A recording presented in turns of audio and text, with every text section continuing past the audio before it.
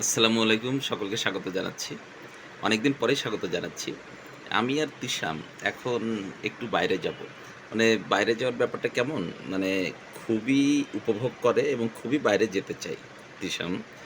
আর ও যখন বোঝে যে ওকে বাইরে নিয়ে যাওয়া হবে, ওকে সেভাবে গোছানো হচ্ছে বা বিশেষ করে আমি প্যান্ট বা গেঞ্জি, টি-শার্ট যাই হোক এগুলো পরছি বাইরে যাবো বলে, তখন ওর একটা চোখে মুখে আনন্দের উচ্ছ্বাস কিন্তু দেখা যায় এবং সেটা খুবই উপভোগ্য হয়। তা আমরা বের হচ্ছি, দেখা যাক কি, কি দেখি আমরা।